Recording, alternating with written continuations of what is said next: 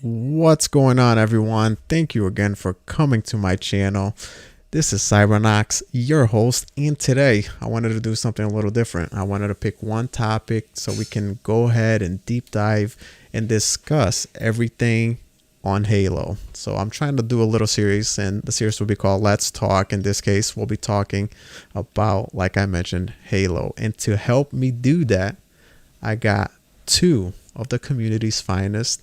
First and foremost, coming back one more time. This is like not even 3-peat anymore. This is like 4-peat, 5-peat. I don't even know. Cotton McCast. What's going on, sir? Thank you for being here. What's going on? Going for the quintuple Pete or whatever it is at this point. I like it. I like it. Glad to be back. Always a good time here with you, man. It's cool to meet you too, VJ. And I'm ready to talk some Halo. I am. It's going to be exciting. Oh, me too, man. It's going to be great. And like Khan just mentioned, I have his first appearance here on my channel. It's an honor, sir. A member of the community that's worked on the gaming industry. VJ, how you doing, man? Hey, Cybernox, how you doing? Yeah, thank you so much for having me on. I really appreciate it, and it's great to actually work with you, and it's good to meet Cotton as well. Absolutely, man. I'm glad both you guys could make it. Like I mentioned to you guys backstage, we're gonna be discussing everything Halo. You know, everything that's been going on, and we're just getting a feel for what everybody thinks about the franchise, 343 in general, what we think about the delay, and let's start off with VJ. What do you are you a big Halo fan? What do you think about the franchise? Yeah. I've been following Halo once when it was back with Take-Two in the day, and then Take-Two had sold it to Microsoft along with Bungie, and I'm a big fan. I've been following it, and I was really looking. If I'm really honest with you, I was so looking forward to, picking up the Series X this November, potentially with 3 to 6 months of Game Pass maybe bundled in, and basically play Halo absolutely free over the holidays, right? Right. Obviously, since it's delayed, my mind is kind of subconsciously switched over to Cyberpunk, which I'm pretty sure it's the same for everybody. I know you were mentioning about the Halo and the franchise going forward. I guess it's pretty well documented. I know we're going into it. I know it's pretty well documented in terms of what's going on, and everyone's having their say. But I think predominantly the way the Halo franchise goes forward is depending on the decisions, large or small, that Phil and Xbox make behind the scenes. And I guess time will tell how those decisions will impact the studio and Halo going forward. If you don't mind, there's no doubt that Halo is a key component towards the sales of the Xbox Series X, and I thought it was going to be absolutely critical for Game Pass as well. And I'm just hoping that everything kind of works out. Do you have a favorite Halo out of all the Halos that have been there? I think it's got to be the first one. Combat Evolved, huh? Huh? Combat Evolved, yeah, okay. Yeah, it was just the whole thing with the with the dual wielding, right? It was at that time. Well, I don't think Combat Evolved had dual wield. I think Halo 2 had did it? Yeah, I think it was introduced in Halo 2. So must be Halo 2 then. Then Halo 2. Okay, yeah. Halo 2 is phenomenal. What about you, Cotton, man? So, VJ, did you have anything else to say on the franchise itself, or please? No. Yeah, okay. Look. Sure. Yeah. My fear for it is, I was just having this flash. I don't know. I woke up this morning and was it yesterday? I don't want to see Halo become, like a historic, high-profile case study at GDC or something, right? Mm-hmm. As to how Halo, in the hands of 343, became a sort of like an irrevocable mess. Irrecoverable mess. Yeah. Halo, the IP. It will be what it will be from 343 Studios, but and I think that it's not really about Halo. The IP, whether it's happens now or later, it's going to be revived and evolved, but it has to be handled by innovators, in my opinion, and definitely not by a marketing and production-led sort of studio, which Xbox has created in 343. And that's pretty much my thoughts at the moment. My hopes and fears, shall we say. All right. How about you, Kyle, man? What do you think about the Halo franchise in general? That's this is one of the games that really sparked my passion for Mm, gaming. Right, grew up. I'm only 25, so I don't have too much yeah, yeah. before Halo. I grew up playing N64, GoldenEye, Perfect Dark, all those sorts of shooter games. And whenever Halo came out, I mean, my older brother was a big tech guy. So when I think they showed it off at, was it Macworld in '99? I don't know when they showed it. He showed it to me. I was young, and then we got the Xbox. So we went straight from N64 to the original Xbox, and that was rap, dude. We went and got it. I think before it launched, my our friend had it, Halo One, Mm-hmm. and we went and rented an Xbox from Blockbuster, and then rented Halo. And then Oh, once yeah. we played it, and my dad saw it. He's like, "Okay, I'll buy this for you guys. Like, I want to play Yeah. this even." So it really sparked. From there on, I was just gaming all the time, and Oh, we were playing like even from LAN parties to eventually we were playing Halo Combat Evolved through the live service known as XB Connect before Xbox Live. So oh, we were yeah, hooking yeah, up yeah. into computers and doing online lobbies through that. And I just never put it down from there. Loved it. I was at like midnight releases for Halo 2, first in line at my local GameStop, where lines wrapping around the building. It was EB Games at that time. Same Mm-hmm. for Halo 3, Halo 3 ODST. And I mean, it just goes on from there. My favorite Halo game, it's so hard to pick one.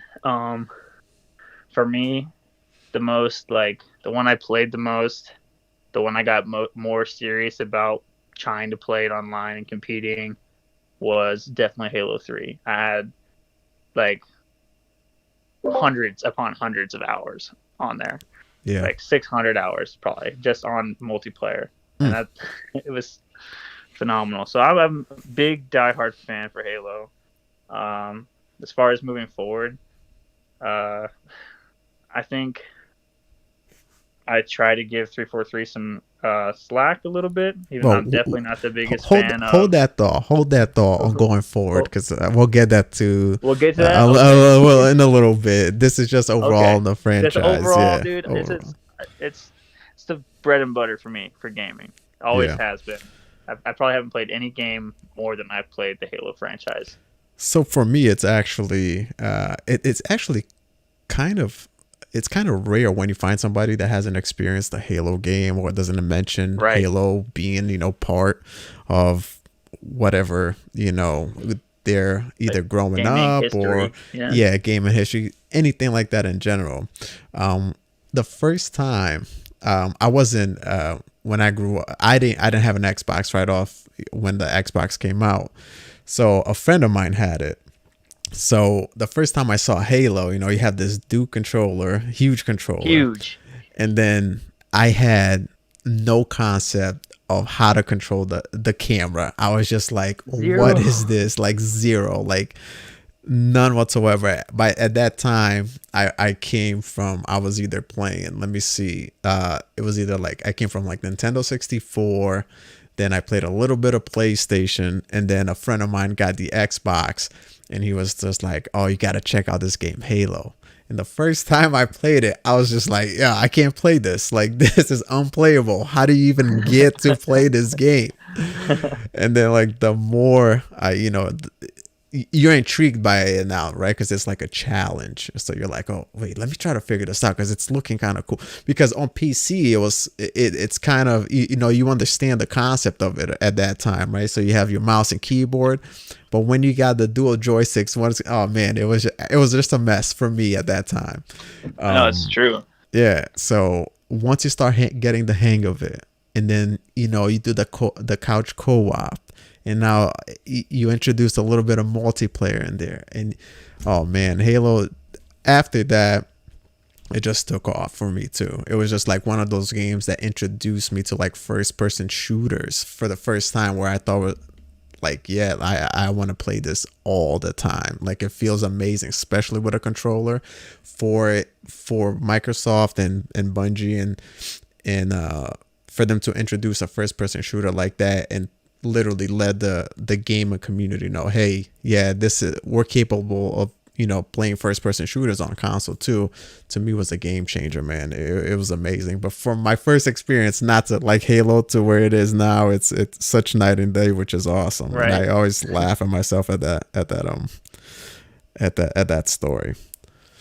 Yeah, But it's true. It's such a huge difference going from like you said, I went straight from N64. Like I had friends who had PlayStation. I'd go play Twisted Metal or whatever. But going from mhm. trying to play a shooter like GoldenEye on the N64, and then going to twin stick shooting, it was like, well, what am I with a controller that big? I was like, what am I even doing? This Yeah, is impossible. yeah. But it's crazy. Yeah, man, it was amazing. So we all know now, after the reception that Halo Infinite got, well, they're not saying because of the reception, right? They're saying because of what's going on this year with with COVID and things like that. That unfortunately, Halo has been delayed to 2021. My question to you, Cotton, is what do you think about the delay? Do you think it's good for the for Halo Infinite? Do you think they should have maybe just released this year? Maybe kind of like what Phil mentioned, maybe in parts. What do you think, man? Oof. I don't think they should have released it in parts if neither part was finished. I know Halo's always been like the full package. I think I've talked about this a little bit before somewhere, where I was open to the idea of it being released like the campaign, and then like what, a month later or a couple weeks later that they dropped the multiplayer and everything, just so like if the campaign's a lot bigger, like they say, then it gives everyone the chance to like play through it in its entirety without falling kind of behind in the multiplayer, like the online ranking aspect. I was like open to that idea, but Mm-hmm. overall, I feel like it definitely needs to launch as a complete package. The delay, I mean, at this point, I've been waiting 5 years, right? So to me, it's just like a little bit more time. I was super, super excited, but I think it was probably the right thing to do considering the quality that it looked like, and yeah, the reception it received whenever they showed it off. There's more games. There's more games to play. I know a lot of people are probably not thinking about it. Obviously, everyone's thinking about Cyberpunk. For me, playing games like Destiny that are like a constant, like a game as a service, you have that's Yep. dropping a whole new thing. Like I was getting kind of stressed out thinking, okay, how am I going to keep playing new Destiny? How am I going to beat Cyberpunk in time? And I know I want to spend money on those games, but they will not matter when Halo drops. So now I have a little bit of a peace of mind where it's like, Mm-hmm. okay, I'll play some Avengers. Now, okay, I'll play some Destiny. I'll play Cyberpunk, and Halo will come when it comes. And it's only going to be, more refined and better. So Yeah, I know I'm you for it. did yeah, I know you did the Xbox reaction with me, but now that you had a couple of weeks to marinate, actually, keep maybe watching this trailer and seeing everything that they showcased, what'd you think about the reveal? Were you actually impressed by it after a few weeks? Do you still feel the same way you felt then? Um, I feel like I'm trying to keep the same tone as before. After it's marinated, I still felt, even when I watched it originally, I was very underwhelmed. Is the word I Mm-hmm. think I kept saying on the show. That's just how I feel about it. I like the way that it looks as far as like the art style. I like that is like a major thing for me because I was never really a huge fan of Halo 5 or 4's like change in art direction as So far as you, just like you appreciated the art style that they went with Infinite. with Yeah, Infinite with the rather reveal. than 4 and 5? Really? Okay. I do. I mean, just as far as like just the art style, not necessarily the fidelity, but like that Yeah. classic a mix up of Halo 3 and Halo 1, like as far as the armors and the metal and like the enemies look. I'm all for it. I mean, that looks like Halo to me. It looked like it felt good. I was just underwhelmed with just the fidelity and the segment they decided to show off. So I kind of feel like I have the same sort of perception on it. It's marinated a bit more. I think they should have showed off something different segment of the game, if not just a story trailer. But yeah. How about you, VJ? What you think about the did you have something else, Cotton? No, you're good. What did you think about the delay? Do you think it was something good for the franchise? Did you think maybe like I mentioned to Cotton, maybe they should have taken a long shot here, a very long shot, and released it this year? You've been you've been in the industry, so maybe you can articulate that to us a little bit better, how a move like that would actually like impact major things, because I know there were a lot of probably marketing deals going on, and yeah. So what'd you think? I'm with Cotton to a degree, where the game had to be pulled. I mean, I think pulling it now versus pulling it closer to release date or even launching it might have been a real catastrophe, right? Compared to now. At least I think by delaying it and coming out and not giving a date for it just shows you that Microsoft definitely, from a goodwill standpoint, understand that we don't want to see unfinished games, and sort of release them and fix them later mentality. Right. And but what's really concerning me is that, do you remember back in the Game Awards 2019? Yes. And Phil came out and said, "Oh, hey, look, here's the Xbox Series X, and Halo's going to launch alongside it."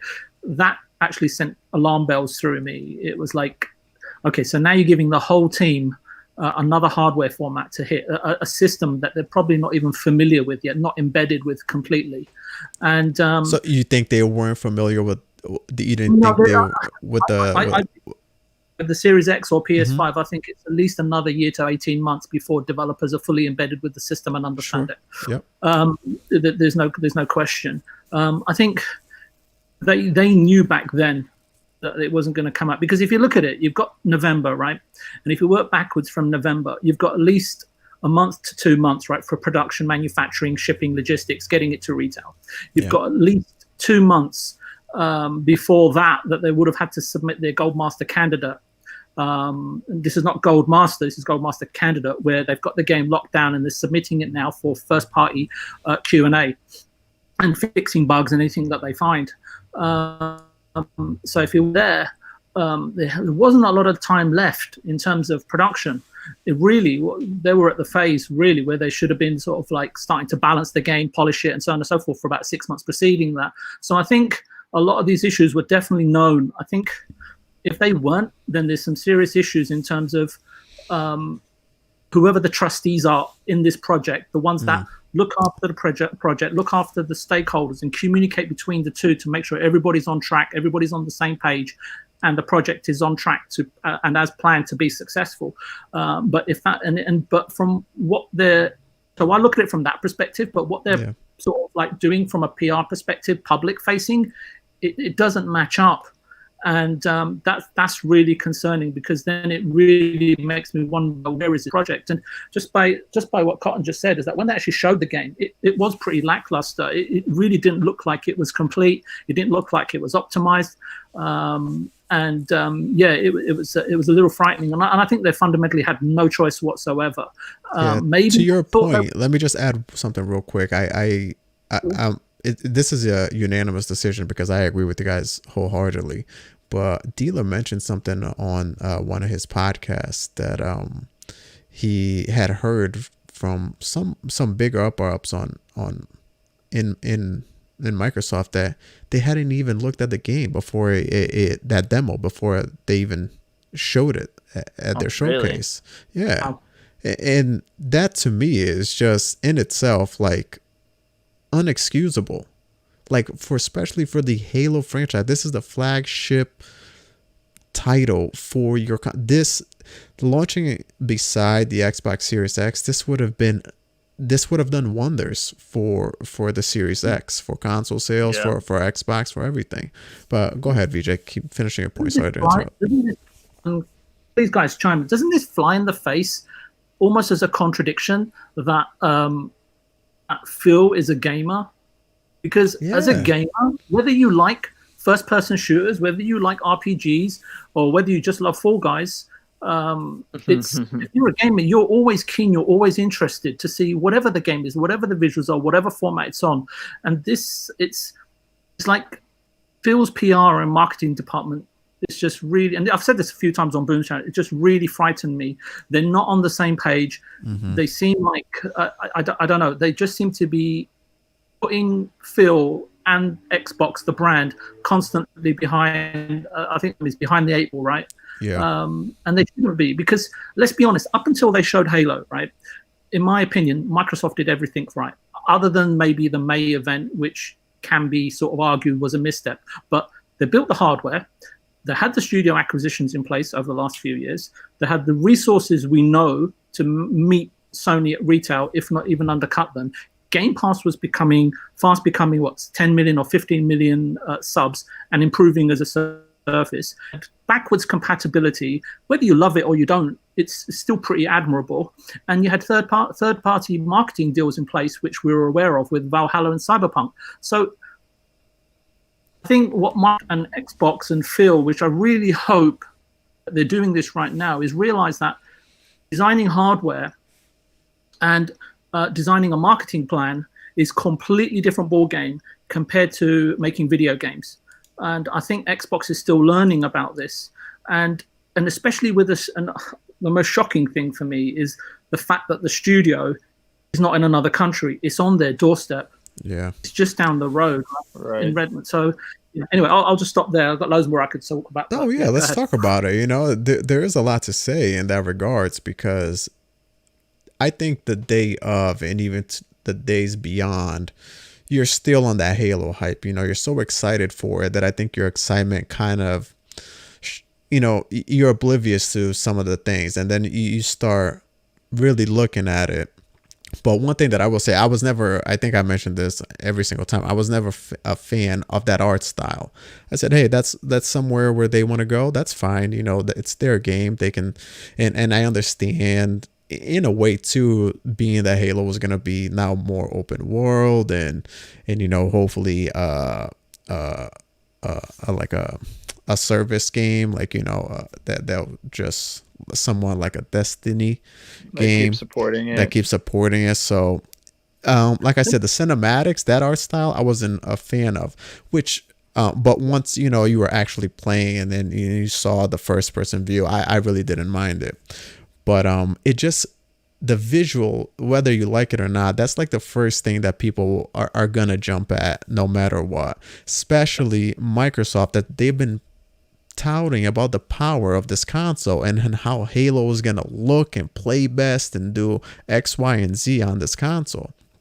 And Sorry. A really important point I wanted to ask both of you is, my expectations were, whatever art style you like, it's subjective. But I go back to what Cotton said about fidelity.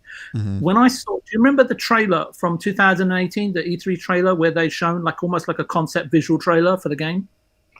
The one that they showed the engine with the smoke and stuff. Yeah.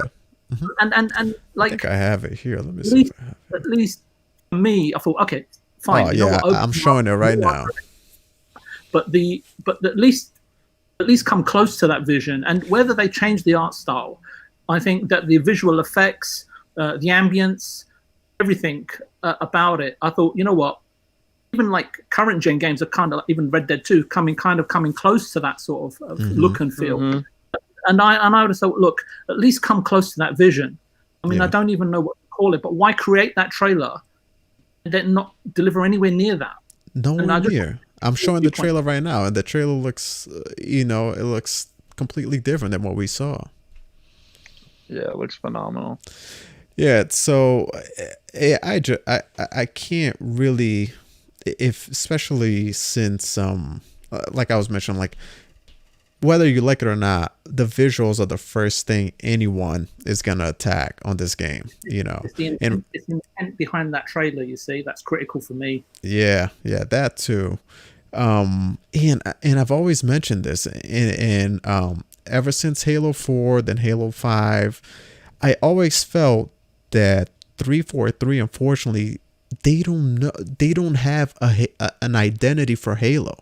They're always trying to adapt the Halo game to whatever's going on now. This, to me, it was the first time that I actually felt like, yeah, okay, they're actually gonna do something with the franchise that they want to do. But then we saw the state that demo was. Like, I can't believe that Xbox, knowing how important this game needed a showcase, allowed that to go through. I thought it was yeah. I think they dropped the ball a little bit. I'm showing it right now. Even I think you're being awfully nice there. Oh yeah, it's just Awfully diplomatic. No, like I love Xbox. I I've been with them from the beginning, but sometimes you can't understand. You don't understand. Like, hey, this Halo needed to turn everything around about how people felt about Halo 5. This needed this needed to please the Halo community. This needed to please newcomers and people who, maybe had just given up on the franchise and wanted to come back. Mm-hmm. I thought this game had the potential to do that, especially with the console that's coming out. There is no excuse to show what they show. This has been a $500 million project if you count in the brand new engine that they built. Like, I don't understand it. And for them to delay it, and then you see all these controversies coming out, all these things that are not controversies. I'm sorry, wrong word. All these allegations that are coming out that's going on at 343. All these employees coming out saying, hey, they don't know what they're doing, and there's broken code all over the place, and upper management can't. You just look. You've thrown something in my mind just now.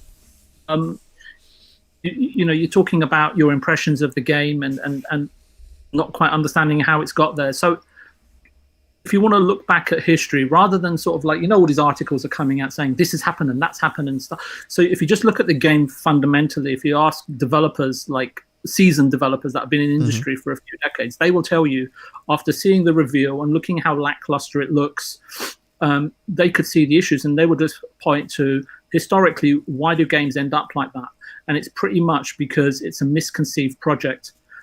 Corporate changing, goalposts constantly, multi-format targeted release, especially on a system that hasn't even come out yet.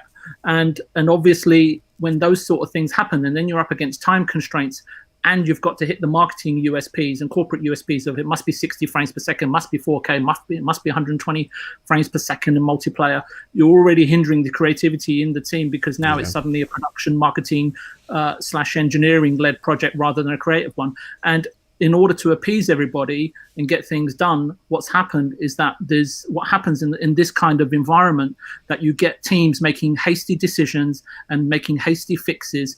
And you can pretty much see all of that evident within the review itself. I said a couple of weeks back, because I was being pushed, I think, on Boom Show, as to saying, listen, how great do you think that this game is going to be? And my concern at the time was, look, I know it's a marketing and producer-led studio, but I don't want to say anything like sort of untowards and get chucked off the show, and it's not a great level. But so what I turned around and said is that I said, look, what I can see as the current school of thought at 343 is to have a timeline first and creativity second ethos, and that's absolutely fine, because it makes sense for a launch game. However, it always leads to a very generic look and feel for it to be blowing the public away, and that's my problem. And my general feeling is, and correct me if I'm wrong, guys, because you guys are on Twitter and so on and so forth much more than me, but people were not hyped by what was shown off. And it's all down to the way the project's being conceived and executed. I think a lot of big members of the community, and these are people, these are guys and gals that are followed by Microsoft, Xbox. Even they said that this demo did not sell anyone on the Series X. It didn't sell them on Halo. The gameplay looked like Halo, but that was fundamentally that was it. Right. It was tough, man. With that said, do you guys think that this Halo Infinite should only come out on the next gen system? Khan, what do you think, man? And you can please, if you had some more stuff to say, go ahead and say it. You know how the show is. Yeah, We're pretty sure. easy going here. Only on the next gen system is, I mean, why not? It's always been done that way. I know it's completely against. It's almost always been done that way, as far as like when you're launching this console and you're trying to do a new flagship title that's gonna impress everybody and try to bring everybody in. Mm-hmm. I feel like it's almost always been done that way. I'll add one more thing to what you said too. This also, not that you said what they said, they've been meaning for this to be a 10-year game, right? Right. So yeah. what would be the point of releasing it on the old consoles? Yeah. By have to upgrade anyways. Exactly. But go ahead, man. That's Sorry, that's a great point. That's a great point. I don't know. I think that wouldn't be a bad idea. It's right now. I don't think it's gonna happen. Hopefully it would, personally, because I'm selfish and I'm gonna. I mean, it doesn't matter to me. 'Cause I'm gonna get new, but it's just against their marketing that they've been pushing so heavy. It's like, oh, play this anywhere. It will just be better on the best platform that we offer, right? Mm-hmm. As opposed to this is so good that you can only play it on the most impressive hardware that we put out, because it's too good for the old hardware, which is something that I think makes sense if it's that good. Obviously, they've been making this game for years. If it's been 5 years, then it's mostly built on the Xbox One like architecture, right?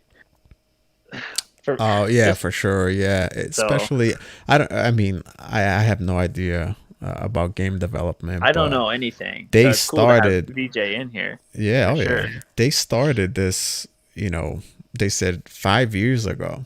So yeah, Right. I don't think they had any intentions of putting this on a Series X until maybe they got a hold of, hey, yeah, we are gonna build this machine here, this console, and we need you guys to deliver on this the Series X when it launches, because we need a Halo title to launch alongside of it.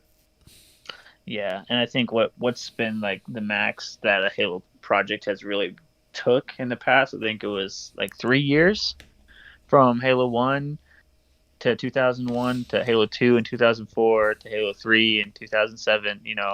Mm-hmm. What was it? Reach was in 10. So yeah, Reach was in 10. Halo 4 was 2012, I believe. Yeah. And then 5 was 2015. So yeah. They've mostly been around. I mean, those 1, 2, 3 Reach 3-year cycles, all pretty improved, right? So 5-year cycle, that's something that's been like after Halo 5 came out, and for me was mostly a dud all around. I pretty much played it.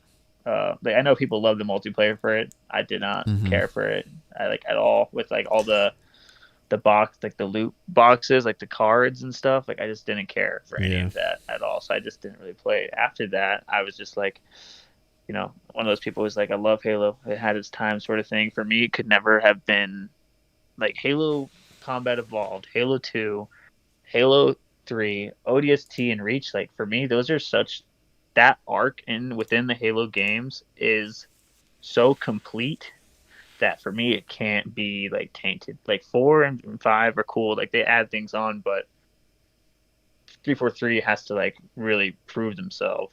And I felt like with this game they were going to, and they could potentially, obviously, if they're doing this open world, it's got this whole new vision and whatnot. But I think they should hopefully, since I don't have a new time frame per se, it's just delayed, right?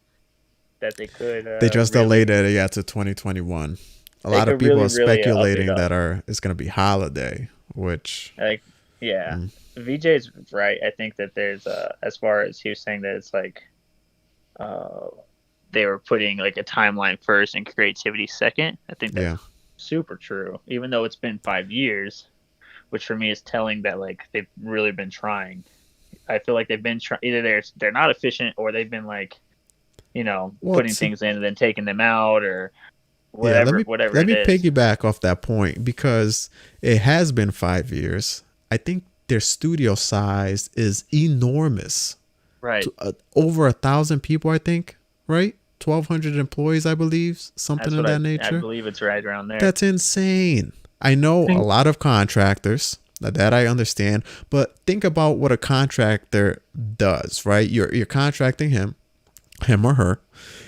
They come in, they do this specific task. I don't know the terms, but they have no, their vision is to that specific point or whatever they need to make. Then the Right, vision as a whole is literally unintended. Like if somebody's not there making sure that the next contractor or the next person or the next, whoever takes in charge of whatever that person is doing, there's no continuation. There's no flow. Right. Because the contractor that just finished, they just go there, finish their job, and maybe leave, Yeah, and they go on complete to their something else. task list, and then like their Exactly. vision doesn't really carry on as far as Man. like passing the baton from contractor to contractor. The team Right. being that big is So especially it's if there is that many insane to me, contracts. and that budget that they had is unbelievable. And for them to, like I said, the more I watched this, the more I was just like, man, they need to do something with this. They need to wow us. This franchise needs to be the franchise. I mean, I'm sorry, this title needs to be the title that puts Halo back in the map. Yeah, Halo back into it. Right? Exactly. Halo has seen its highs. Now it's just seeing its lows, man.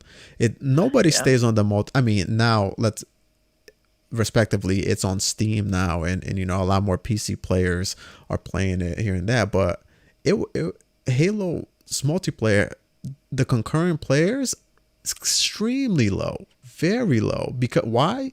Because the Halo that we used to play back then, it was innovative, right? It was something new that everybody would want to play. Now there's so many. The competition is a lot bigger than it was back then, and a lot of these shooters probably are doing something better than you're currently showing us right now. It's crazy. How about you, VJ? What do you think? You think Halo Infinite should be delayed? The delay should be onto the next gen systems only, or do you think they should keep it on the whole ecosystem? Yeah, just before I go on to that, you guys covered several other points actually, which made me think that if you look at when the timing of the announcement last Game Awards is going to come, Halo's going to be a launch title. Doesn't it make you wonder if the game has already been in development for 4 years, which was already a substantial amount of time given the expertise that apparently should have been built up in the studio, right, over the previous two launches? It makes me think that the game was already in trouble 3 years ago. And because if you're making the game for Xbox One or Xbox One X, they knew they were launching the machine in 2020 or 2021 or 2019 or 2020, a new hardware system. So they've got to get this game out as the flagship, as the finale to the system. And when they knew it wasn't going to hit, they think, okay, look, when the hell are we going to release this game? We've got a new hardware system coming out. We're going to have to put it on the new system as well. And we'll wrap it up in a PR marketing spiel saying, hey, look, guys, it's not delayed. We just want to launch it on the next gen systems, right? That's how it was sold to us, right? So I think that this has had a turbulent development roller coaster lifespan, and I just think that they've been dealing with this mess constantly. They've been sort of putting band-aids on it and just not really dealing with the roots of the issues within the studio. Now, just to go back to your point about should it be on next gen and PC only, look, I'm not in Xbox, but if I was just like shooting ideas at the top of my head, I'd look at it from two standpoints. One is from a commercial and PR standpoint. You've still got 40 or 50 million Xbox One/X owners out there, right, anticipating Halo to come out for the hardware that they've just spent $400 or $500 in, right? They've spent $400 or $500 out of loyalty, right, and not hoping to get some return on it. And also that you've got people on those existing systems either subscribe to Xbox Live and Game Pass. right, in anticipation of this major first party game coming out, right, Yep. on the system that they're able to play for free or as a subscriber. I mean, yeah. So Phil and Xbox will have the analytics, the trajectories, and the outcomes to make the final call, but it will also be based on what he's learned about 343 and the state of Halo, whether this model of multi-format development is deliverable, right? Is it achievable? And then from a development standpoint, you've got 12 months back in the oven. Apparently, let's say it's out next November, right?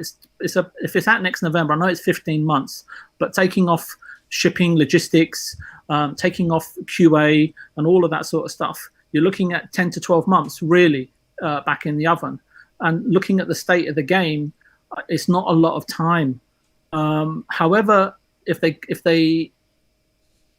was me, I would just go with where you guys were going. Just target the specific machine that you're trying to sell, and getting consumers to buy into is the Xbox Series X, and this will effectively ease the production burden on 343. It will open up possibilities for the creativity team to give it the fidelity that they want, add the bells and whistles that they want, rather than trying to cope with a multitude of target hardware specs, right? Which is apparent they can't cope for whatever reason. I'm not in the studio, and I don't want to speculate. Stick to the Series X and ensure it's the best game possible. But I will point out and I just want to give a quick shout out. I don't know if you guys know NX Gamer. He released a video just a few days ago, and he made something. It comes from a development standpoint, like very technical develop-led standpoint, where he's broken down the game and his points as to how the game could possibly improve for the Series X. Again, his viewpoints, it's not fact, and he points that out as well. But it's actually interesting just to get his viewpoint on exactly what's happening, right, as well. So anyway, yeah. I'm in. Go ahead, Kanye. Yeah. My bad. I didn't mean to cut you off. No, just to completely touch on the moving it to next gen. I just think of like when the 360 came out and we knew that Halo 3 was going to be coming out. I feel like Halo 2, like I remember getting my 360 and playing Halo 2. You know what I mean? Like, and they have Master Chief Collection out. They have Halo 5 out. Like, there's plenty of Halo to play. And the fact that they have built this $500 million slip space engine. Yeah. From the get-go, when they announced that, I just assumed, I figured that this was going to be like a next-gen Halo, like exclusively.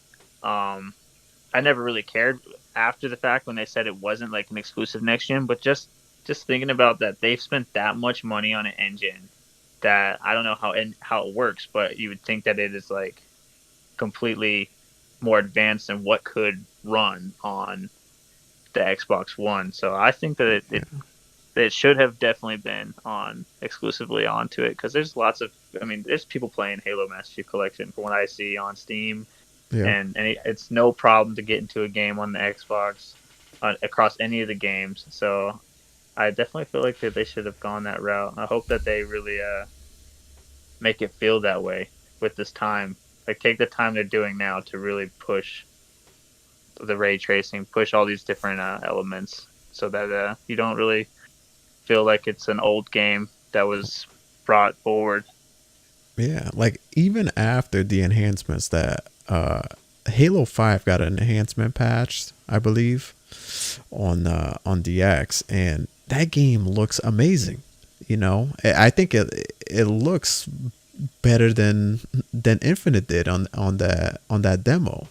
So, and to your point, there is like the Halo Master Chief Collection has every single game that you can think of.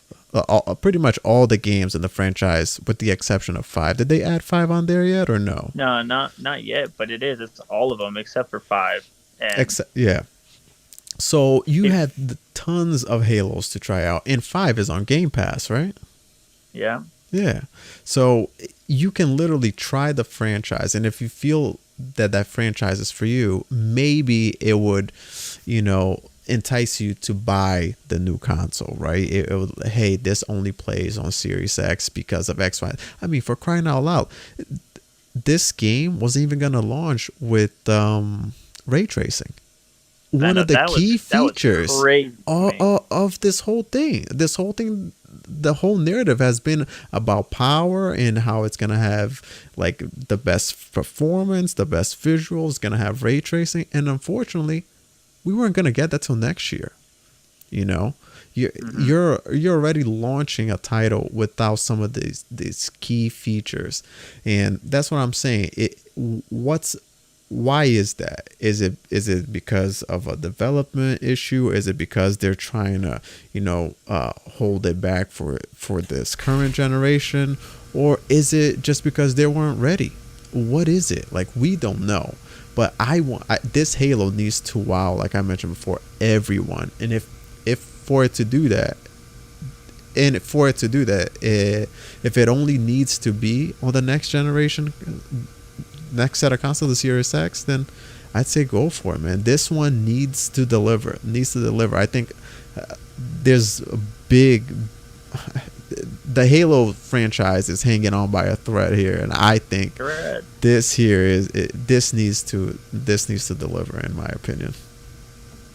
100%, dude. Yeah, I fully agree with you on that. I know we touched on a couple of things, but my last thought here, and then we can get into anything else that we want to mention. 343, okay, this is going to be their third Halo that they'll be developing. They develop Halo 4 and Halo 5. VJ, what's your thought on 343 and the way they've handled the Halo franchise thus far? I don't want to focus. I don't want to have a go at 343. Right? I'm sure there's many fantastic guys there. But if I was Xbox right now and this was happening, that a studio that I'm running with approximately a 5 million burn every month. I don't know how relaxed those guys are, but they seem pretty relaxed, right?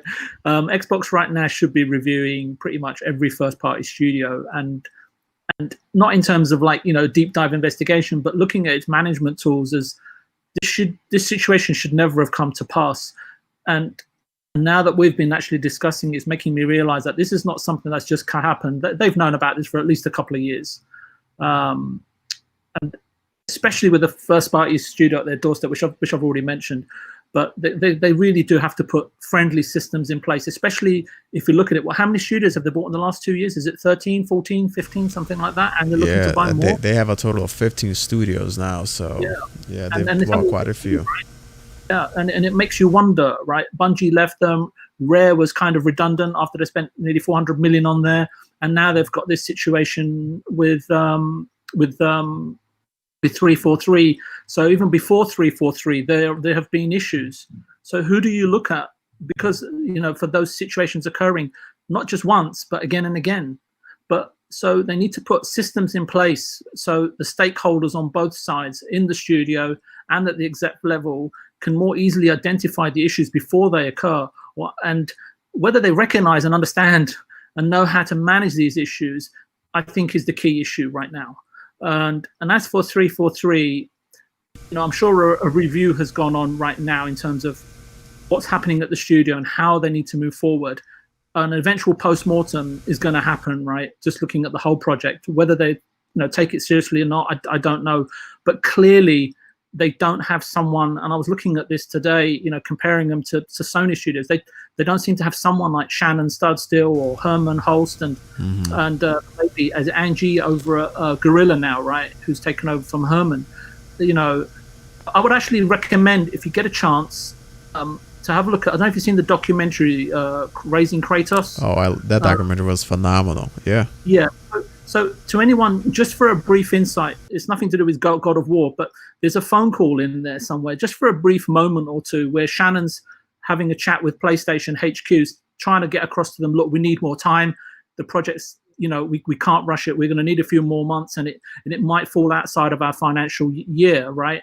Which Sony take very, very seriously in terms of targets and everything, because they're they're hot, Yep. reporting to the shareholders. So her role is predominantly that of managing studios, the project itself, the expectations, the roadmap, and the quality, and communicating development speak to corporate stakeholders, who aren't as fluent in that language. Right, that is her unique position, making sure everyone understands the situation exactly with no room for misunderstanding. Because, like I said, it would cost run a studio like Santa Monica or even the one up in Redmond 343. It's $3 to $5 million burn, right? Fixed costs, right? I'm not including all like outsourcing and all that sort of stuff, right?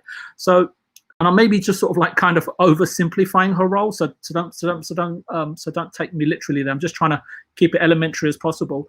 But her makeup is basically a creative development business person, and I think those skill sets are in high demand, because when I look at her counterparts over at 343, Chris Lee, and above her, Barney Ross, they're both predominantly from a production background, which is Right. timely delivery. It's not about creativity. It's not about art direction. It's not about T-flops or frame rates or anything like that. And fundamentally, they're not in the same class as her. And the reason why I'm not having a go at 343, I'm not having a go at Xbox, but I'm going back to what you two guys are saying, listening to your stories about how you grew up with Halo, how much of an impact it had on your lives and in your gaming, and to see this happening. I mean, if any of us were there learning on the job, I think we'd have done a better job, right? Oh, or raised for a sure. flag to at least say, hey, look, this is a serious 100%. problem. Yeah. Yeah. So anyway, sorry, Cyber. I think I might have been going on for too long there. So I'll just No, be no, quiet. keep going, man. You're doing great. Dude, it's good stuff. I'm good. Okay, I got one other point, but Yeah. and this was just, I said this about 1 or 2 weeks ago. I said, look at 343. Where is in a Halo? I'm talking about Halo actually, not 343. For Halo, where is the guy? Someone like Miyamoto, Ken Levine, the guy who did Bioshock 1, 2, and then evolved Bioshock into Bioshock Infinite. It may not have been to everybody's taste, but he took Bioshock 1 and 2 and evolved it into Infinite, right? And you had Rod Ferguson come in to help him ship that product, right? So you had a really strong creative with really strong creative instincts and wanted to make the game perfect. But he was balanced later on in the project with someone like Rod, who knows how to ship a game and he knows what will be commercially successful. And so where are those guys within the project? And if they are there, why aren't they be giving the support? And obviously we've gone over this in terms of, well, it's a production-led studio. Those guys, whatever they have to say, come second. So, but don't you think that a game like that should have had a Miyamoto, a Levine, or a Mikami, or a Corey, right, on this, or even David Jaffe, right, on this project? And I think you need that. Baffling to me. Oh yeah, I think you hit something extremely important: talent and instinct. You know what I mean? You know when, like, if it were any of those, I'm sorry. Vision holder. Oh yeah, if it was any of those persons in charge that had the same vision, they would never have shown this. They would have talked to whoever they needed to talk to at Xbox and Microsoft, and they would have figured this thing out. I have not heard anything from Bonnie Ross since we've seen this demo. We haven't heard anything. Like, what? Even before then, she wasn't even part of the showcase. She's the head of the studio. Like, what? She may have already been sidelined, but you think about the public PR craziness, the PR mess it would be. Oh my God, yeah. When they start firing these people, they can't. They've got to wait until next year before they let these people go, if that's what they're planning to do. Listen, I'm not even talking about firing people, letting them go. I just don't think, me personally, they don't know what to do with the Halo franchise. They do not know what to do. I like the vision kind of that they wanted to go here. Halo, an open world. Maybe you get your own Spartan to continue the journey after the campaign, and that's how the world progresses. It's a living, breathing world like Destiny, and then you're gonna get Master Chief's story later on as an expansion, and you're gonna keep going, and you're helping evolve and shape that world. I was totally on board for the vision, but their execution is just not there. It hasn't been there. Like Halo's 5 campaign, man, their marketing was genius. Like, I love their marketing, Hunt the Truth. I was like, oh my god, what is Chief doing? Why is Locke hunting Chief, and what they're going at it? Like, is Chief gonna go against like the what is their UNC, right? What is their logo? UNSC. Yeah, because four core times, whatever it was like the crazy. I was just like, what's going on here? What is this story they're trying? What's happening here, man? That was fantastic. Yeah, man, that campaign was amazing, but the campaign, but Cotton, man, what do you think? 343. Oh, man. You giving them another shot, giving them another 500 mil? I don't know. I'm giving them another 500 mil. I don't know about that, but I don't know. This thing about 343 is when Halo 4 for me, when it came out, I remember seeing like familiar faces who I don't know what if they're like hands-on devs, if they're just community people or what, but seeing people that they kept from Bungie, they pulled some people from Bungie to work on Halo 4, right? Mm-hmm. Would they have like people like Frank O'Connor and then a few other dudes. I think they probably only have like a handful of Bungie employees left there. I don't know, but yeah, someone who keeps that vision is the reason why I kept giving them like slack. Like I said earlier, like I want to cut them some slack. Halo 4 had a great campaign. I liked the multiplayer for 4, and a lot of people did not. Halo 5. 4, yeah. I enjoyed it too. I even, sorry, I didn't mean to cut you off, but I had one thing too. I even enjoyed new enemies. Like, thank you. Give me something new, Yeah. We've been fighting the Covenant for 3 games. I'm good. Give me. Yeah, I think it was give great. me the Prometheans. They didn't do the whole, they didn't go back with the Flood and do, like, they had some fresh ideas. I think it was a good, like, for me, that's the better game of the 2 they released. I think that's a pretty common as far as what people think, at least amongst my friends who've been playing Halo forever. I don't know. I hope that they still have some people in there. Like, I know over time they brought in like some MLG Halo multiplayer people. They brought in that guy Bravo who would play, and he coached like Major League Halo, and like people who like had a vision and had a passion for Halo. You know what I mean? Who could keep it, who could help evolve it and keep it in touch, with its roots. So I always was always holding out hope for them, but it's tough. I mean, if anything, I know earlier I said I was a big fan. I like the art style that they went with here. As far as just like, when I say that, I really am talking about the armor. That's a big thing for me. That the way the Spartans look, the way the enemies look, everything else, like I loved in Halo 4 and 5 as far as like the way the worlds looked, the way the lighting was. It was just like the art design, the art changed, the style change of like those things that are in your face, right? That I was like, not the biggest fan of. But even just playing through Master Chief Collection recently, today even, I was playing through Halo 2 Anniversary. What is 6 years old now? Came out in 2014. Those cutscenes for Halo 2 Anniversary are done by Blur. Hands down, look way better than they look what amazing, they showed off for Halo Infinite. Like they looks look like phenomenal. A movie. Give them, let them make a movie. Let them make an animated movie. Let them make a series. I don't even care. Like, I'll take that over anything at this point, because it blows my mind to this day. Me and my friend were playing it, and both of us are like, we can't stop talking about how good this looks. Like, hats off to Blur. They're fantastic. I would have had them do all of my cutscenes of cinematics, because I know they want to have like that seamless sort of one shot where the cutscene and the gameplay, they blend together. But I don't care. I'd rather have it looking absolutely phenomenal for the cutscenes. Let me say something about Halo 2. Halo 2 has one of the best phrases. Like, obviously we know the phrase where he's like, "Oh, what if you miss? I won't." Right. Right. It's got that line, but the Arbiter also has a line there that like I love, which he's like talking to the Brute that's about to like brand him or whatever, He's Yeah. like, if they came to hear me beg, they'd be disappointed. I was just like, damn. Let's dude, go, so Arbiter. good. That's what I'm talking about. Even Right? the boo was like, are you sure? And then just like, I was like, woo. This game Yeah. is crazy. It's Yeah. so good. Like just playing through that, I'm like, oh my gosh, how does this look? And it feels so good, man. It looks so good.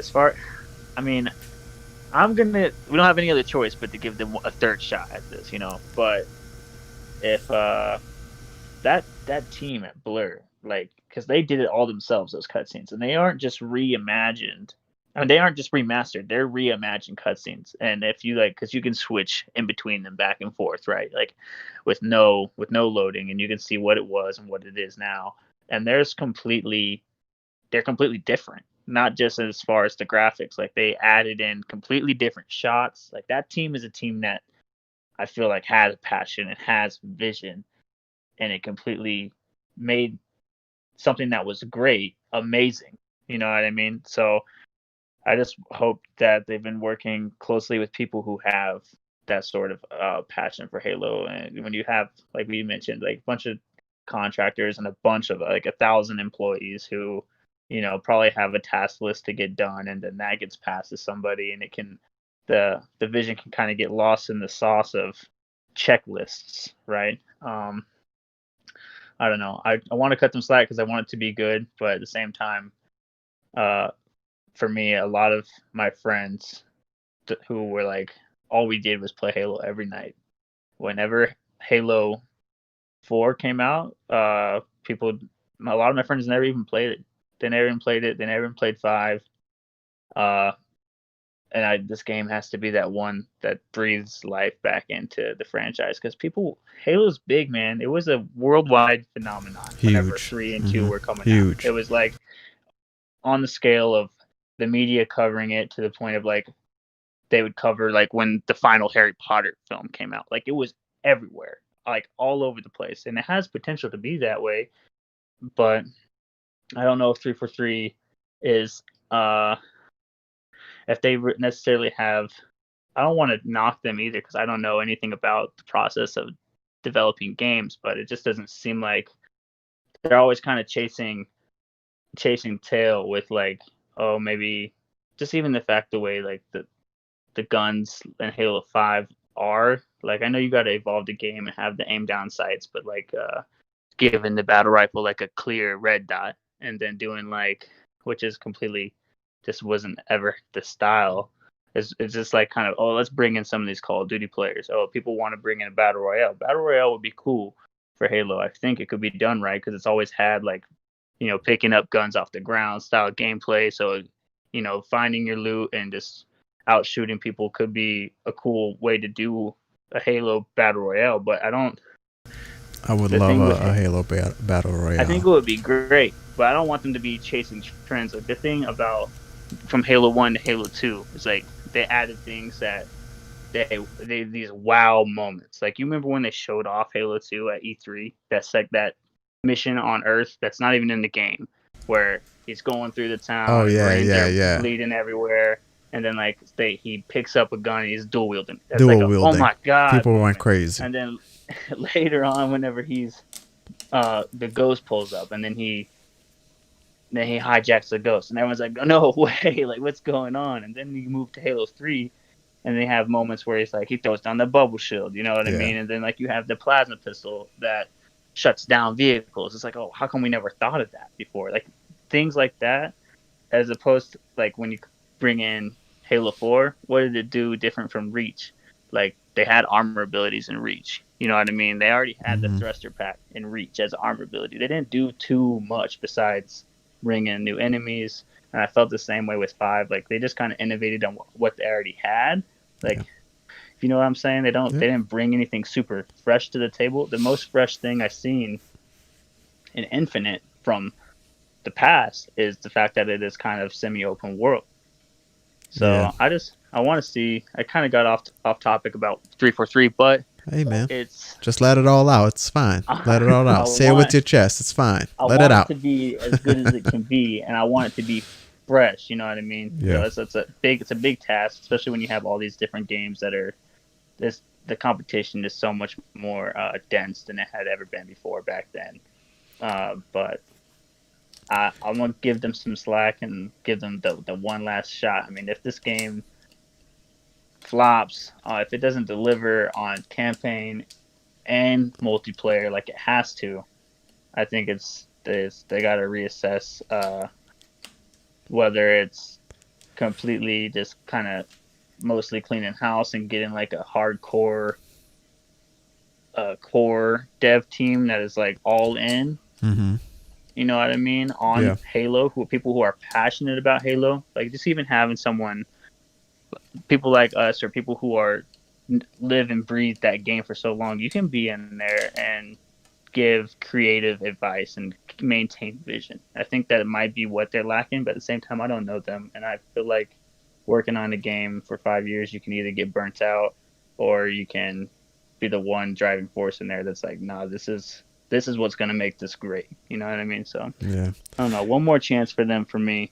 Just have Blur. Just bring in Blur Studios to do all your cutscenes, because that cutscene with Chief and the guy in the ship, I just doesn't even come close to that what they had out in the anniversary edition to me. I think they're capable of doing cutscenes. Like this cutscene that they started Halo Infinite with. Yeah, you're right. It looks phenomenal. Like when I was watching it, I looked at my girl and I was like, listen, you think this is a cutscene? I said, no, this is how the game's going to look like. This is the power of the Series X right here. Nah, you know, but, yeah, man, it's such a sensitive subject because we're all seeing this from outside in. You know, we see their products here, like this demo and things like that, and I'm not gonna lie, I've lost a little bit of faith in 343 when it comes to the Halo franchise, just because something that VJ mentioned that's very important: leadership. You know, vision, instincts. If you watch, not to compare, but you ultimately, it's only natural to compare the two companies. If you watch the documentary Raising Kratos, you see what they go through. And before that E3 demo, they literally did everything they could to get that demo looking that good, because they knew that the first impression that the fans, they said either the fans are gonna hate it or or they're gonna love it, especially going the direction that they went with God of War. You know, now it's over the shoulder, completely different. You know, Kratos doesn't even jump anymore, I believe. Those guys, you can actually fundamentally feel the energy, and you can feel the ownership, right? And I don't see that from 343. Neither do I don't feel it from them at all, and I don't feel it from Barney. And I absolutely, some of the PR and some of the I can only call them excuses are really poor. Very poor. And I think it's kind of insulting to us fans, because we're far more knowledgeable, far more intelligent, and far more versed in what goes on in studios. And even though we may not be able to articulate what's going on, we can feel it in our gut. And our gut instincts tell us a lot. Yeah, and like we said, first impressions are everything. From when it came to the way they've been marketing this game, the way they've been marketing the Series X, everything that they said that there's nothing literally that this machine probably can't do. The way they showcased Gears 5, saying it was on ultra settings, 60 frames, 4K. You know, like we were expecting the best that Halo can deliver. In 343 to deliver that, like, come on, what are we doing? I knew we were in trouble when the Warhog went around the corner and there was like no tire marks. I was like, there's nothing. I didn't see none. I was waiting for that little corner. I was like, nothing. So man, nothing against it. Sorry, Cybernox. It's funny you should mention that, because you know when I saw that, do you know where my mind went immediately? Was to Uncharted 4, when they're driving the 4x4, right? With, through the my mind went everywhere. Like I Red Dead Redemption. No, 2, Red Dead Redemption 2. Like, you walking through snow, you see it, you're walking through mud, you see, and Red Dead Redemption is an open world. Like, you want to talk about crazy open world that's got so much going on. So there's like, and that's on current gen consoles right now. And you're telling me that Halo with Halo Infinite, the next gen title, the flagship title, can even do that? Man, no. On the new engine too. That's on the that's new. the There's literally no excuse we can give them. There is literally none. Like, where's your quality control? Where is your vision? Where is anything? You have you have literally an unlimited budget. What other studio has gotten a $500 million budget to develop a game, with the exception of, let's say, maybe Rockstar and, you know, maybe Naughty Dog? But I don't think Naughty Dog's budgets were even ever that high. Like, and you're always gonna compare. Like, if you you're always gonna compare. Like, maybe Microsoft is not comparing themselves to Sony, and, you know, they're not. You know, they don't think of them as competitors. But guess who does? Everyone else. That's the first thing that people are gonna compare. For much as we talked about God of War, God of War is phenomenal. To me, it looks phenomenal, and I'm sure it's a great game. But The Last of Us 2, for much as I didn't like that game, I can't discredit the gameplay, the visual fidelity of the game. Like, it looks freaking amazing. And for Halo, like, Xbox needs that title. They need that title. And I thought 343, I always thought that, hey, we're putting this development studio into a corner. It's gonna hopefully bring out their best talent. It's gonna bring out the best creative vision. We're gonna see it all. They're getting unlimited budgets. They're getting all the time that they need. And for us to see that, and that's like the Craig meme, everyone is, owning it, but come on, deep down there, they're like, damn, this is not good. Xbox knows that's not good. It can't be that. So to me, I don't know, maybe get some help in there, get some of the creative minds from other studios, maybe. And I understand what Xbox is doing for these studios, right? They're giving them their own, they're giving them the freedom to do what they want. But there are some studios that looks like that can handle that freedom a little bit better than other studios. Right. 343 has not been that studio. They've proven it twice, So now you allow them to take ownership of your flagship title, unlimited budget, literally unlimited everything, blank check. And this is what they delivered. No, they need some help over there, and hopefully they can turn the ship a little bit around, because it's a big ship and it takes a long time to, steer a ship around. So, man, I don't know. I think King David from the Iron Lords podcast made a good point when they were talking about this last Sunday. I think he said something about, because you guys mentioned that Microsoft hadn't even gone and looked at the game before. That's what I heard. This is if you go and listen to RDX on one of the podcasts, he said he had heard from very good source or higher ups that some of the higher ups haven't even looked at this demo. I'm like, what?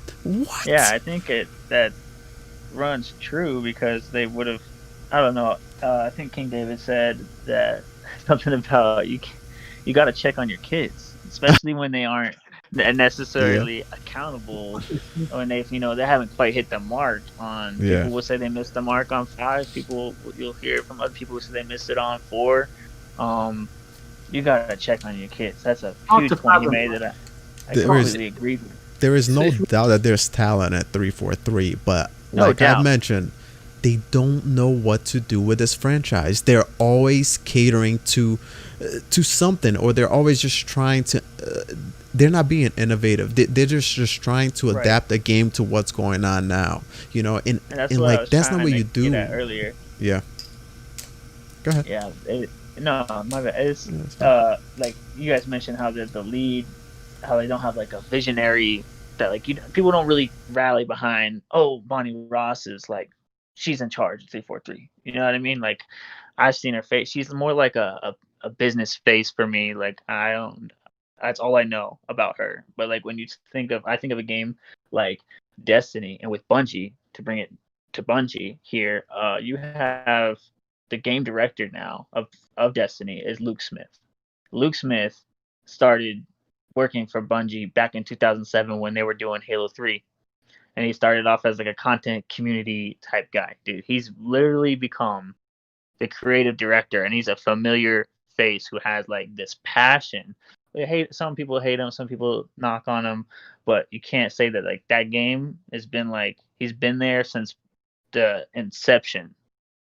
conception, I mean, of like the creative process of Destiny. And now he has become the game director. And whether he's somebody who's been there the whole way and now is in charge, people can be like, okay, I have a little bit of faith. And Destiny's had its mishaps, right? Major ones. But that's somebody who's just that vision holder. And they got other people there too, but they definitely need somebody like that. Oh, for sure. Yeah, man, it's tough. I hope that they can get their stuff together and get some help in there and deliver the best possible Halo that they can deliver next year. If it needs to go to holiday, so be it. Take another year. But take your time with this title. This needs to wow a lot more people than that the demo did. Yep. Yeah, sorry. Go ahead. I'm so familiar with the Iron Lord podcasting, but that comment in terms of higher ups didn't really check in on the game before it was made public. It's really hard for me to fathom that as truth. Right. But then again, it's like, if you know there's a problem, and they knew, and obviously we've discussed this, right? And I think hopefully we've agreed that this problem's not recent. It's a couple of years in the making. For sure. But doesn't it make you the only other common sense logic that comes to my mind is that when they knew that this was a problem 2 years ago, have they all just stuck their head in the sand and just hoped they would turn out good? Yeah. Okay, look, we don't want to look at it. It's so bad, but we'll just hope that it'll get turned around. We're just too scared to look. They've all just been hiding behind a sofa. Right. And not to bring it back to the Kratos the God of War documentary. But which higher up went there and actually played the game and said, nope, this is not. Right. Was it Yoshida? Yoshida, yeah. He said, what? No way.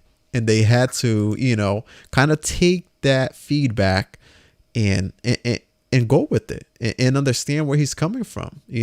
Like VJ, you mentioned Phil is a gamer. He understands this. Like I'm not saying that he's the guy that he should be, but maybe he should be the guy that's going in there and be like, guys, what is this? What's going on? Should it be him? Should it be Matt Booty? Like, I think it should be him. But like somebody also at 343 needs that responsibility. The studio head, I believe, Bonnie Ross, or the creative visionary, whomever. Somebody needs to have that quality control. You see what Shuhei does is that he doesn't go in and tell them, I don't like this, I don't like that, this is bad. But he will go in at his level and say, look, this is not quite up to standard, right? And he'll say that based on his constant reviewing of all of the studios and knowing what all of the studios are up to. Right. So he will go around and turn around to say to the stakeholders at the studio, like Corey, like Yumi, like Shannon, and the art director, and say, listen, this needs to be better. Go away. But not in a negative way, but in a way they do it in an approach whereby, look, we know you've got the talent, we know you've got the ability, we know you're under pressure, we know that in certain departments you need hires, but this isn't good enough. Go away and just make it better. Yep. If that makes sense, right? Because he's not a creative, those guys are creative, and when he's given his feedback, they may ask him for specifics, but the way that you manage the studio is not imposing, because if you have to go there and do the work for them, what is the point, right? Yours is to go there is to make sure that a level of quality is being maintained that you're seeing across the breadth of all of your studios. I just can't. I can't. I hope something. I have little faith on them now after actually, marinating this demo for such a long time. Let it simmer and me watching it over and over. And I just keep playing. I just keep thinking to myself, budget was there. Studio size, for crying out loud. You can't deny that. Time. They had the time. They had their own engine. Like, they literally had everything. And they still didn't deliver. So I have little. Yep.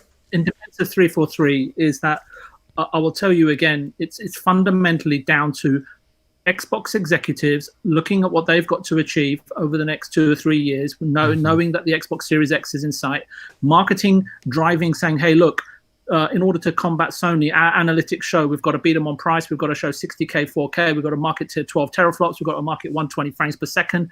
We've got to market the best console ever made. So everybody is having input into the game before it's even been created or designed or formulated.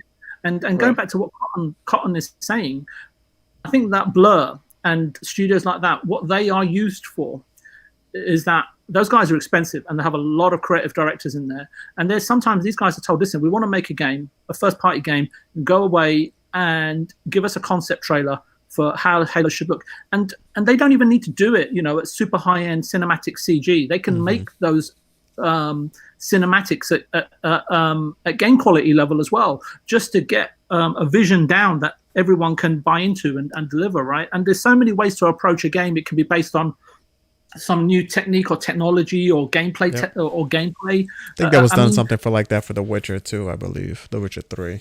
A couple different studios made a couple different of the cinematics for the trailers. Bow to your knowledge. I haven't got a clue, but yeah. Anyway, I don't want to beat a dead horse. You've actually made me go off on a tangent while you guys were chatting, and I was starting to think about Warner Brothers and all that. But maybe that's we can leave that for another video. Yeah. I've got a load of thoughts you've triggered now, so I'm jotting them all down after the show. Nice, but guys, it's been an hour and 20 minutes of just Halo topic, which I love. That's what I wanted this series to be. We go in and we do a deep dive on one topic and we get it all out there. Exactly what we think about what's going on with the franchise, what we think of the franchise, what we think where it's going, how the studio's handling, and of course what we thought of these demos, how they're showcasing it. It's been an amazing time. I'm glad you guys were able to come here and talk Halo with me. And I tried to do the little title, but it wasn't shrifty no, enough. It was good. So yeah. Thanks so much thank you guys for being here. VJ, why don't I start out with you, man? I know you're on Twitter. You said you're also on PlayStation. I have your Twitter handle right here at the bottom, but why don't you tell the fine folks who are listening and who will be listening to their show where they can find you and maybe chat with you. Thanks so much, Cyber, for having me on. I really appreciate the opportunity, and Cotton, it was a real pleasure to meet you, and thank you for the follow. Yeah, for sure. You've got me to 99 followers. There you go. And in case anybody wants to ask me a question, I'll do my best to answer. You can find me at VJ at Viewpoint Gaming on Twitter. Nice. Hey, VJ, it was a pleasure having you here, man. Like I said, it was your first time here. Hopefully it will not be your last. Also takes, I need to start doing more videos. So hopefully you'll get a lot more calls from me and hopefully you'll be available, man. I loved your input. I love what you had to say. It's great, man. I love the chemistry that we had here. Cotton, pleasure. My friend, thank you again for coming by, helping me out with another video, man. You always come through. I appreciate that. Tell the fine folks where they can chit chat with you, maybe game with you, and also watch your stream from time to time. Appreciate that, dude. Anytime. It's always fun here talking with you, talking games, getting to meet more people like VJ here, man. You had some vast knowledge. It's cool to get someone who's been in the industry and knows a bit more of how the ins and outs work. super cool to meet you. Yeah, just a closing statement for me. Like all things aside, I'm excited for Halo. I hope everyone else is too. And if you want to chat about it or play some games, you can follow me on Twitter at Cotton McCast. I also just got my Twitch just rebranded to the same name at Cotton McCast. So hopefully I'll be streaming on there some too. Fantastic. Otherwise, to play some Xbox, if you want to play some Halo or anything else, it's Terry Fold. And hit me up, DM me, message me, whatever. I'm always down to talk some games. Thanks for having me, man.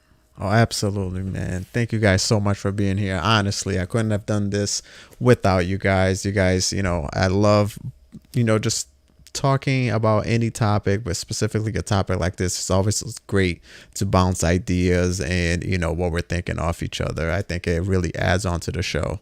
But guys, it's been close to an hour and a half to the show. Hopefully you'll like this take of this kind of series that I want to start doing, which I'm just going to call it Let's Talk. And hopefully you like the setup, and hopefully in the future you'll get some more videos coming your way. All right, I appreciate you guys. I'm Cybernox, your host, and like I always say, guys, stay safe out there and always keep on gaming. Later.